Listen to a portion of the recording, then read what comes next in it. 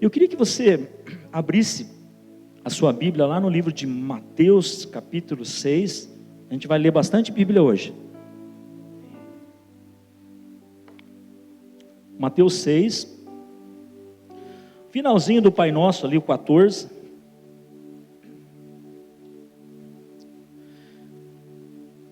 Todos acharam? Amém?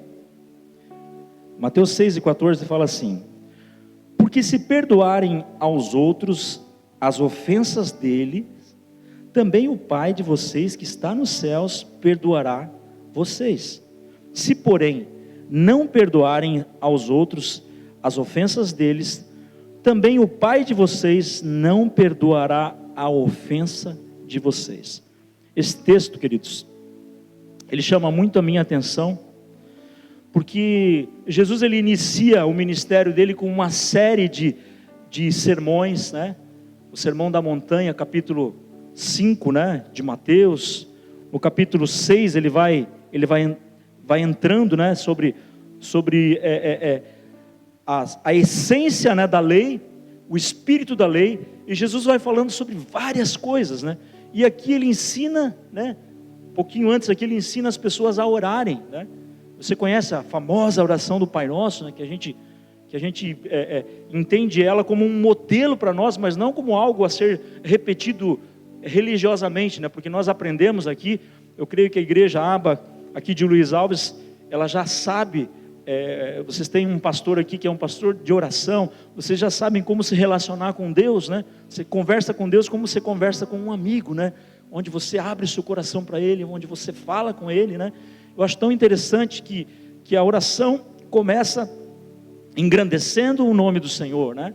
Pai nosso que está nos céus, Deus está lá em cima, mostra a santidade e mostra a distância que existe entre um Deus santo e nós que somos seres humanos pecadores, né? Daí fala sobre a vontade de Deus, né? Venha o teu reino, seja feita a tua vontade assim na terra como no céu. Fala da questão de estarmos colocando diante do Senhor as nossas necessidades, sobre as coisas diárias, o pão nosso de cada dia nos dai hoje, né? E daí ele começa a aprofundar sobre os relacionamentos interpessoais e humanos. Daí ele fala: perdoa as nossas ofensas, assim como nós perdoamos os nossos ofensores. Esse texto, queridos, eu paro um pouquinho, porque existe um condicional aqui, e muitas pessoas oram ou leem esse texto e não conseguem entender. Nessa noite eu quero te ajudar a entender que existe um condicional aqui.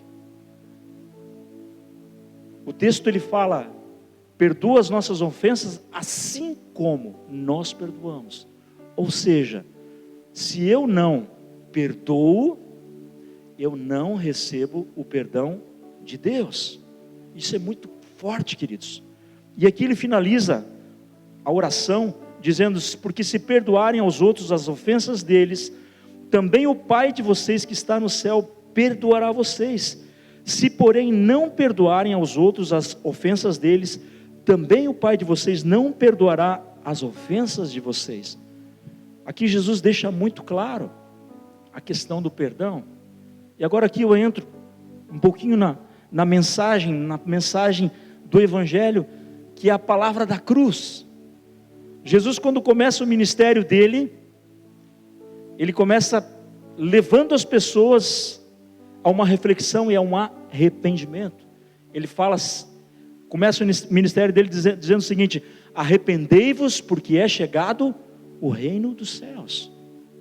E nós sabemos que Deus, ele procura ter relacionamento com o ser humano, ele busca o ser humano. Toda a iniciativa de resgate é da parte de Deus. 1 João capítulo 1, versículo 12 fala que a todos quanto receberam, deu-lhes o poder de serem feitos seus filhos. Ou seja, Deus ele tomou a iniciativa de vir até nós, ele mandou o seu filho. E uma coisa muito interessante, que o Senhor, ele não esperou você ficar bonzinho, você deixar teus vícios, deixar os teus maus costumes, os teus pecados. Ele não deixou isso, não. Ele mandou Jesus para morrer por nós, quando nós ainda éramos pecadores. Eu vejo tanta gente, irmãos, dizendo o seguinte: ah não, quando eu parar de fazer isso, eu vou para a igreja. Quando eu deixar esse vício aqui que está me consumindo, daí eu vou talvez assumir um ministério, alguma coisa na igreja, mas por enquanto eu estou aqui meio em off, estou aqui esperando, né? Queridos, Deus, Ele toma a iniciativa sempre, mas é necessário que haja uma resposta nossa. E Jesus, Ele veio, Ele cumpriu todos os propósitos e todas as exigências da lei. Quando Jesus aparece, que Ele inicia o ministério dele, João Batista, que era primo de Jesus, vê Jesus passar, e João Batista, inspirado como profeta, aponta para Jesus e fala: eis o Cordeiro de Deus, que tira o pecado do mundo. Talvez isso para muitos aqui não represente nada, porque nós não vivemos mais no tempo dos sacrifícios, mas eles, queridos, para que tivessem seus pecados perdoados, a pessoa tinha que levar um cordeiro lá no templo, apresentar para o sacerdote um cordeiro sem mácula, sem mancha. E quando a pessoa estava com o cordeirinho embaixo do braço, todo mundo já sabia: aquele camarada ali tem um pecado, ele está indo lá no templo, ele está indo lá fazer expiação, ele está indo lá para pedir perdão. E esse cordeiro, queridos, ele não podia ter defeito, ele tinha que ser aprovado pelo sacerdote. E daí esse cordeiro, ele era imolado fora, era cortado fora ali, e o sangue dele era aspergido lá dentro, no lugar santo dos santos, no santíssimo, sobre o propiciatório, onde estava a arca da aliança ali, onde estavam as tábuas da lei, onde estava o pote com o maná e a vara de Arão que tinha florescido. E tudo isso tem uma simbologia, que o homem tinha pecado, e agora aquele sangue ia fazer a cobertura do pecado. O sangue só cobria, mas o sangue não tirava o pecado, porque é impossível que o sangue de animais, de bodes, ele possa fazer a expiação de pecados. Então sempre era necessário que o sacerdote, uma vez por ano, isso está lá no livro de Hebreus, entrasse e fizesse a expiação, primeiro por ele, e depois pelo pecado das pessoas e do povo. E olha só que interessante, e Jesus veio como o Cordeiro de Deus, que tira o pecado do mundo. Jesus começa a série de sermões aqui, começa pregando o arrependimento, começa mostrando o reino de Deus, que está próximo das pessoas, e ele começa a falar que ele está vindo para morrer pelo pecado da humanidade, está vindo para morrer pelo pecado das pessoas.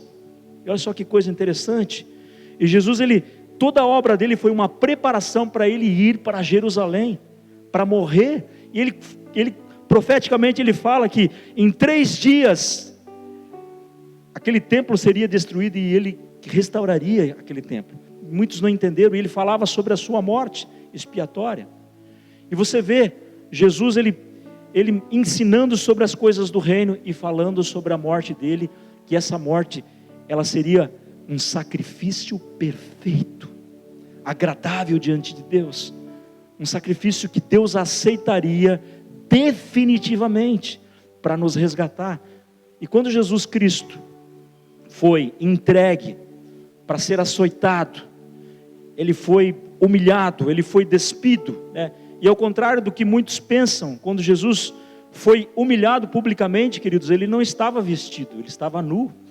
A humilhação era terrível, e lá naquela cruz, ele foi pendurado, os cravos furaram as mãos e os pés, a coroa de espinho, ele estava com o corpo todo açoitado, né, aqueles azorragues ali, aqueles chicotes feitos com pontas de osso e chumbo, né, que arrancavam um pedaço de carne, e ali Jesus estava como um grande ímã, atraindo todos os pecados, todas as enfermidades. Isaías capítulo 53, o profeta olha para Cristo na cruz, e ele profetiza, ele diz: verdadeiramente, ele tomou sobre si as nossas dores, e os nossos pecados levou sobre si, e nós o reputamos por aflito de Deus, ferido e oprimido. Mas ele foi ferido pelas nossas transgressões e moído pelas nossas iniquidades, e o castigo que nos traz a paz estava sobre ele, e pelas suas pisaduras nós fomos sarados. E Ele atraiu sobre si todos os pecados do mundo, queridos. Todos os pecados. E quando Ele estava lá, Ele estava morrendo, Ele estava olhando por você, por mim, por nós. Era o sacrifício perfeito. E a hora mais negra foi quando Deus olhou para o seu filho. Ele não conseguiu ver o filho, Ele viu os pecados da humanidade, e o Senhor virou o rosto. E Jesus clama na cruz: Elohim, Elohim, lama sabachthani. Deus meu, por que me desamparastes? E Deus virou as costas por um momento para o seu filho. E Jesus morreu. Ele morreu levando os pecados, atraindo sobre si todos os pecados. Mas eu tenho uma notícia para te dar. A palavra salvação, nós aprendemos isso alguns dias atrás, eu quero compartilhar com vocês, né? Quer dizer sozo. E sozo não quer dizer apenas a salvação da nossa alma e a nossa reconciliação com Deus, mas o sozo, ele fala da cura das enfermidades físicas e emocionais. Nós cantamos aqui hoje: Jesus, o teu nome é cura, teu nome é vida, é poderoso. Toda depressão, todos os males, todas as ansiedades, todas as doenças psicossomáticas, todas as doenças físicas, Jesus levou sobre si na cruz também. Queridos, existe cura no plano de Deus da salvação, cura física para nós. Mas pastor, por que tem tanta gente doente na igreja? Queridos, agora eu preciso falar para ti. Jesus morreu, Ele ressuscitou, e agora o mesmo perdão que Jesus ofereceu para nós na cruz do Calvário, Ele nos ensina a oferecermos esse perdão para as outras pessoas. E a palavra, o tema da mensagem de hoje, eu esqueci de falar para você, é retirando o lixo. E a palavra perdão, ela significa sofrer o dano, sofrer o prejuízo, arcar com os custos. E muitas vezes, queridos, isso não acontece aqui, mas acho que na igreja de Luiz Alves não tem esse problema, mas lá na igreja de Blumenau, né, nós estamos ali com pessoas que muitas vezes ofendem os outros. Muitas vezes pessoas são rejeitadas, pessoas sofrem muitas vezes injustiças, né? Pessoas se sentem ofendidas por terem uma impressão a respeito de coisas, né? Pessoas foram muitas vezes feridas lá no passado, estão presas a situações, estão presas a momentos e não conseguem fluir no ministério, porque estão com uma falta de perdão no seu coração.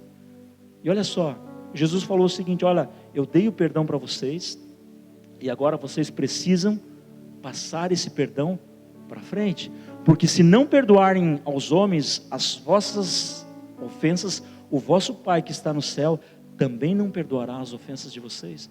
Tem muita gente que está parado, e tem gente também que fica pulando de GC em GC, de grupo de crescimento em grupo de crescimento, porque ela tem um problema com perdão, e ela vai para um outro grupo, e chega lá, ela não resolveu o problema aqui, e ela lá no outro grupo, ela acaba gerando um outro problema maior, porque pessoas feridas, elas ferem os outros, porque cada um dá aquilo que tem. Pessoas feridas sangram sobre os outros. E eu quero levar você lá para o livro de Mateus, capítulo 18.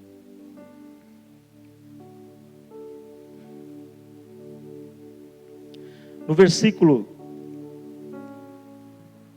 15, fala assim, olha só que interessante: se um irmão pecar contra você, vá, repreenda-o em particular.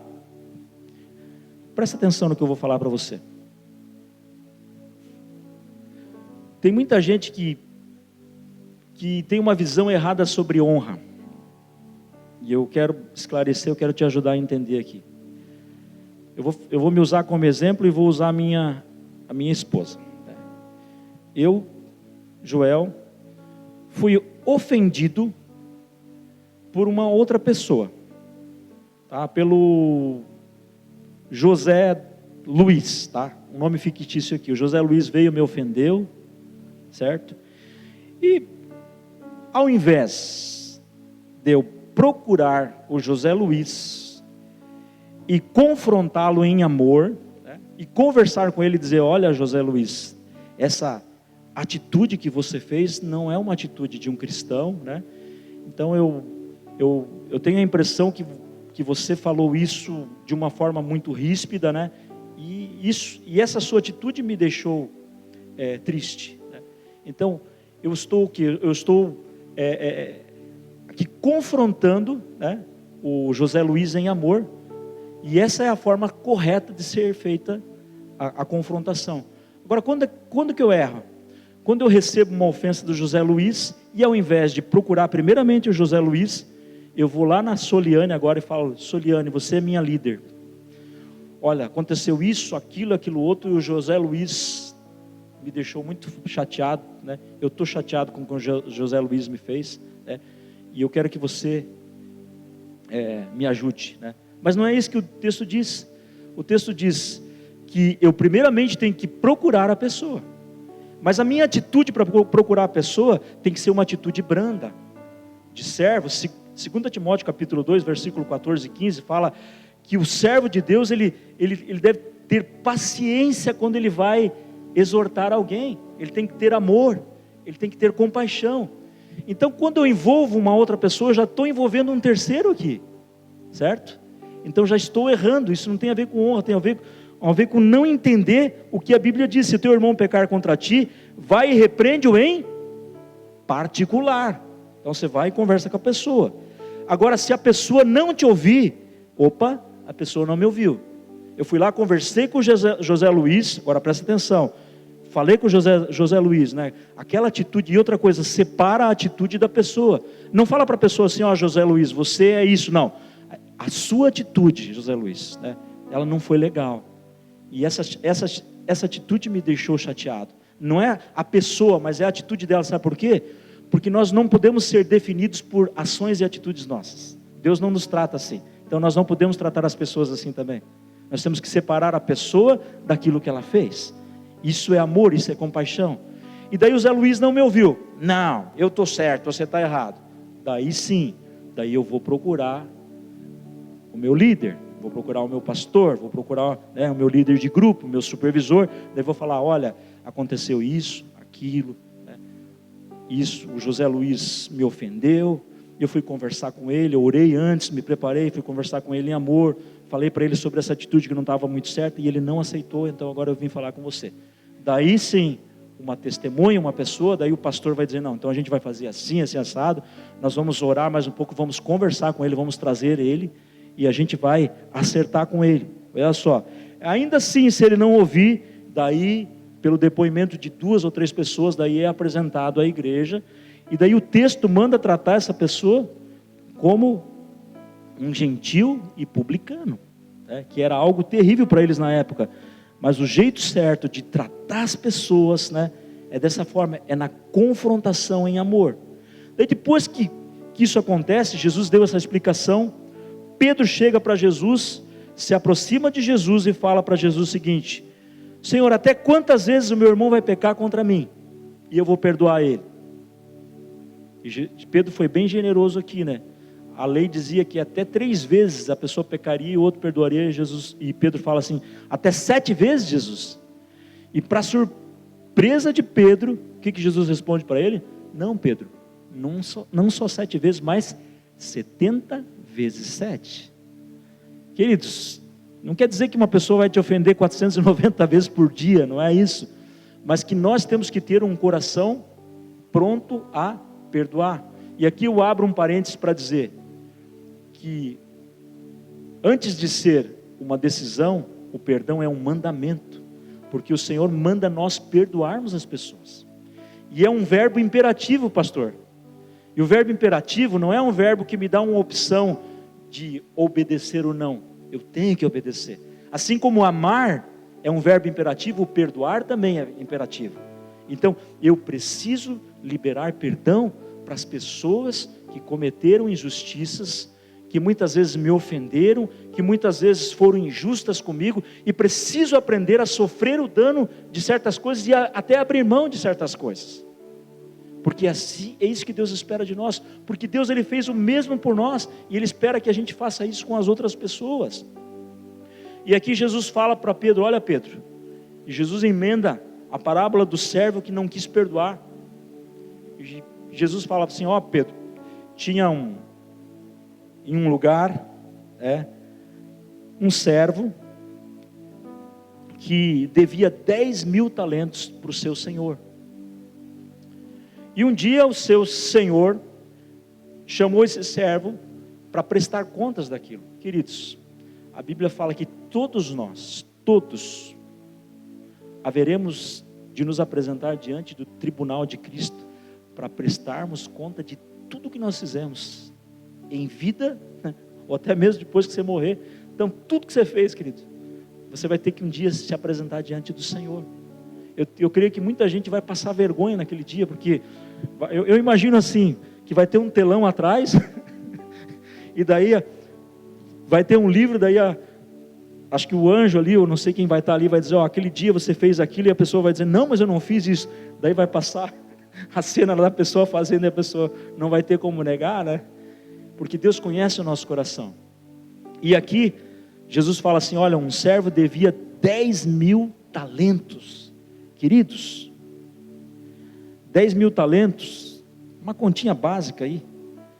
Um talento, 35 quilos de ouro, um talento. Vezes 10.000, quanto que dá? 350 mil. Multiplica isso por 357 mil reais, que é o quilo do ouro. Vai dar o que aí? Uma conta de 103 bi e mais algumas coisas aí, né? Essa é uma dívida impagável, queridos. É como a dívida externa brasileira, que está em 6,5 trilhões. É uma dívida que um ser humano mortal não teria condições de pagar, né? Tem gente que às vezes está com dívidas aí, se desespera, né? Então o que Jesus está querendo dizer aqui? Que a dívida que esse servo tinha para com o seu senhor era impossível de ser paga. E daí, quando ele é chamado para prestar contas diante do seu senhor, o que ele faz? Ele se humilha,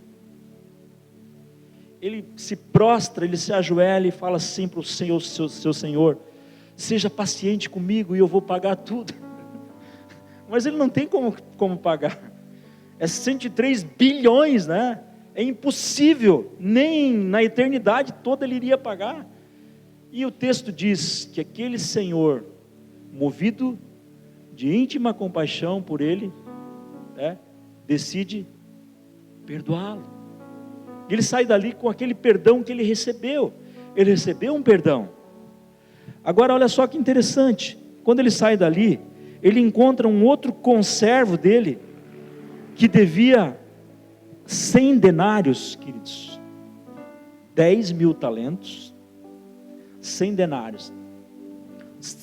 Um denário era a moeda paga por um dia de trabalho. 100 denários em 3 meses, né? E um pouquinho mais, 10 dias, ele conseguiria pagar isso. Mas o que esse servo lá faz?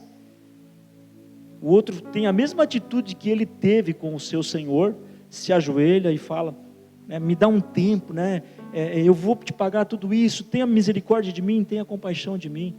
Mas o texto aqui diz que ele decide não perdoar. Quando nós tomamos uma decisão de não perdoar, presta atenção no que eu vou falar para você agora, isso é muito sério. Nós colocamos as pessoas em prisões, em cadeias. Nós estamos dizendo com isso que nós não nos importamos com aquela pessoa. Tem gente que fala que algumas pessoas que a ofenderam no passado ou a magoaram, morreram para ela. Ela é uma assassina. Ela é uma pessoa que mata o irmão. E lá em Mateus capítulo 5, Jesus fala sobre as pessoas que têm essa atitude contra os seus irmãos, que não perdoam, né? Se você tem alguma coisa contra o seu irmão e você está vindo trazer a tua oferta no altar, olha só, que sério isso. Mateus capítulo 6, versículo 14, se eu não me engano, Jesus fala o seguinte: olha, se você tem alguma coisa contra o seu irmão, então você primeiramente se reconcilia com ele antes de trazer a sua oferta. Porque, para que não aconteça que esse teu irmão te leve para o juiz, e o juiz te leve para o oficial de justiça, e o oficial de justiça te coloque em prisão. Então, antes de adorar, primeiro eu preciso perdoar. Antes de qualquer coisa, de qualquer iniciativa, eu preciso tomar a decisão de perdoar. Obedecer o mandamento de perdoar, queridos. Então, pastor, o perdão não é uma opção. O perdão, presta atenção no que eu vou falar para você agora e olha para mim. O perdão não é um sentimento. Eu não olho para uma pessoa que vem pedir perdão para mim e fico avaliando ela e analisando e fazendo um perfil dela e dizendo: eu não sei se essa pessoa está realmente sendo sincera comigo. Eu estou sentindo que ainda não é tempo de eu perdoá-la. E tem gente que fala assim: eu vou orar mais um pouquinho para ver o que Deus me fala, se eu devo perdoar ou não. Eu falo para você nessa noite: Deus te manda perdoar no exato momento em que a pessoa te ofendeu, sabe, queridos? Sem titubear, porque o mesmo perdão que eu recebi de Jesus na cruz, Deus espera que eu passe para frente. Eu não posso reter o perdão, queridos. E essa é uma das razões porque existem muitas pessoas na igreja doentes, rancorosas, azedas. Sabe gente azeda? Que você vai conversar com ela, você pode estar naquela alegria, sabe, de sair de uma vigília, de um período de louvor, você está contente, você vai falar com ela, e você, nossa, que bênção que estava essa vigília. Ela olha para você e fala assim: pena que demorou muito. É um balde de água fria, né? Mas teve cura lá. Mas eu saí do mesmo jeito que eu entrei. Porque está azedo, está amargo, porque se ressentiu, porque não quer abrir o coração. E esse texto aqui, queridos, ele continua dizendo o seguinte: que aquele conservo, ele pediu perdão, dobrou o seu joelho ali e falou: me dá um tempo que eu vou te pagar, eu vou pagar essa dívida, seja paciente comigo. E o texto diz que ele não quis, e ele mandou colocar ele numa prisão. Depois os outros servos ficaram muito chateados com isso e foram falar para o seu senhor: olha, aquele servo lá que você perdoou ele encontrou com outro conservo que devia uma mixaria, 100 denários, e ele não perdoou, decidiu não perdoar. E o Senhor ficou indignado com aquilo, né? E é assim que Deus fica quando nós não perdoamos. Deus fica indignado contra nós, irmãos. E ele mandou chamar aquele servo de novo e chama ele de servo mau e negligente. Eu não te perdoei toda aquela dívida, eu não perdoei todos os teus pecados, não cancelei, não esqueci, não deixei eles para trás. E daí é como se Deus estivesse falando com a gente: eu não espero que você faça o mesmo com as outras pessoas. Agora, porque você não teve essa atitude, então eu vou mandar você ser lançado na prisão. E essa pessoa é lançada na prisão, e ali diz o seguinte, o texto diz que existem ali aqueles carcereiros, que são aqueles verdugos, sabe aqueles caras que cuidam de cadeia, daquelas prisões antigas, que eles ficam lá infringindo sofrimento, são atormentadores, são demônios literalmente, que estão ali para ficar incomodando a pessoa, para ficar fazendo a pessoa lembrar que você tem uma mágoa contra aquela pessoa, porque aquele dia o pastor passou por você, né, e o pastor não te cumprimentou e você ficou bicudo, ficou magoado, que o pastor estava preocupado resolvendo um problema e ele não te viu, ele passou e você, nunca mais vou nessa igreja porque o pastor não olhou para mim. Queridos, nós precisamos crescer, nós precisamos nos desenvolver, nós precisamos ser agentes do perdão de Cristo. Nos grupos de crescimento nós precisamos praticar o perdão. Queridos, perdoar é que nem numa casa. Você pode ver, e aqui eu quero abrir um parêntese para falar uma coisa, né, que tem marido que não gosta de levar o lixo para fora, né? A esposa tem que ficar: amor, leva o lixo para fora, que já tem um lixo que está aqui juntando mosca e tal, né? E tem marido que não gosta, não gosta de fazer isso e tal, né? E o perdão é como você retirar todos os dias o lixo do teu coração. Porque se nós formos deixar coisas acumulando na nossa vida, queridos, aquilo vai juntando mosca, barata, bicho, vai cheirando mal. E a falta de perdão, queridos, onde tem falta de perdão, existem animais como ratos, como morcegos, como baratas e como demônios, queridos. Os demônios, eles amam esse tipo de coisa. E eles ficam ali em cima, espizinhando as pessoas. Então, nós precisamos fazer a limpeza da nossa casa diariamente. O perdão precisa ser praticado, queridos, aqui na igreja, nos grupos de crescimento, na família, queridos. Eu quero dar um testemunho aqui, um depoimento, que está aqui nesse livro, né? 40 dias para viver o perdão. Essa é a história da minha família. Eu abro aqui o coração para vocês, para dizer que eu tenho alguns tios meus, né? Que quando eles eram jovenzinhos lá, com 20 e poucos anos, né? Dois tios, a mais nova e o do meio, tiveram uma briga, se desentenderam por um motivo banal, por uma coisa assim, fútil. E tinha esse tio aí que todo mundo admirava ele, porque dizia que ele era um cara de opinião, que quando ele tinha uma atitude, ele mantinha aquilo até o fim e tal, e todo mundo achava lindo, aplaudia aquilo, e ele decidiu cortar o relacionamento com essa irmã, e eles ficaram, queridos, mais de 30 anos sem se falar, por um orgulho, por uma coisa boba, tola. E esse tio teve um derrame em decorrência de todas essas coisas, porque a maioria dos problemas de doenças como câncer, como doenças de ordem psicossomática, como gastrite, artrose, artrite, doença no sangue, são causadas, muitas por causa da falta de perdão. Você sabia disso? E eu fui fazer uma visita para ele, e ele estava numa cadeira de rodas, todo torto assim, não andava, estava usando fralda, não conseguia falar, estava com a língua enrolada, porque deu um derrame de um lado dele. E eu fui lá aquele dia, fui orar por ele, mas Deus me deu uma palavra para ministrar na vida dele. E eu falei para ele: tio, eu vim aqui orar por você, mas eu primeiramente preciso te falar uma coisa, que você precisa consertar uma coisa que você fez lá no passado, tio. E ele falou assim: mas o que eu fiz? Assim, você tem um ódio, né? E você tem relacionamento cortado com a tua irmã por uma bobagem.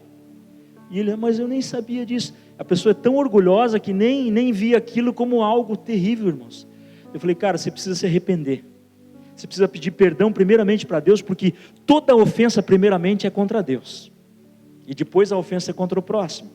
Eu falei assim: você precisa liberar perdão para tua irmã, cara. E tudo isso que está acontecendo com você, quando você fizer isso aí, eu tenho certeza que o Senhor vai te levantar dessa cadeira. Eu falei para ele. E era aquilo que o Espírito Santo pediu para mim ministrar. E daí ele começou a chorar, ele entendeu aquilo, ele falou assim: né, eu preciso mesmo consertar isso. Ele falou para mim: você consegue fazer um encontro, né? Eu falei assim: eu vou fazer esse encontro, né? E essa tia mora em Curitiba, né? E daí eu comecei a falar com as outras irmãs, também tinha problema com outras irmãs também, com outras pessoas tal, e daí eu sei que eu juntei essa do bloco da igreja, estava cheio de gente para ir lá, para reconciliar, para pedir perdão, e por coincidência, que eu não acredito em coincidência, nessa semana essa tia estava aqui em Blumenau, ela veio para cá, e daí eu liguei para ela estava na casa da outra irmã, e falei assim: olha, assim assado, Deus me mandou lá. Falei assim: nós temos que ir lá, e temos que fazer com que a família se reconcilie. Falei: mas eu tenho algumas orientações para vocês não vão lá para ficar falando isso, aquilo, vocês vão lá para perdoar e para liberar perdão sobre a vida dele também. Daí nós fomos, né? E no caminho eu fui orando, e, né, aquela bagunça de parente conversando. Chegamos lá na casa dele, ele estava lá, e ele sentou-se, né? Tiramos ele da cadeira, sentamos ele no sofá, e daí a tia que tinha um problema com ele se ajoelhou ali nele, né? Ficou no colo dele, e assim, teve uma reconciliação, uma liberação de perdão. Ele começou a chorar, né? Os outros também vieram, e ele começou a pedir perdão para todo mundo. Ele sentiu, né, que aquilo que estava aprisionando ele era a falta de perdão, e ele liberou perdão, queridos, e foi algo muito tremendo. E ali, ele reconciliou a vida com Deus. Oramos por ele ali, queridos, e aconteceu um milagre. Ele ficou de pé, começou a andar, levantou os braços, né? Ainda com algumas dificuldades, mas ele não estava andando, tá? Na outra semana eu fui visitar ele não estava mais usando fralda, já estava conversando normalmente, né? Para vocês verem o poder que o perdão tem, queridos. Quando nós obedecemos à vontade de Deus, nós libertamos as pessoas de prisões, libertamos elas de cadeias, né? Eu queria que você ficasse em pé.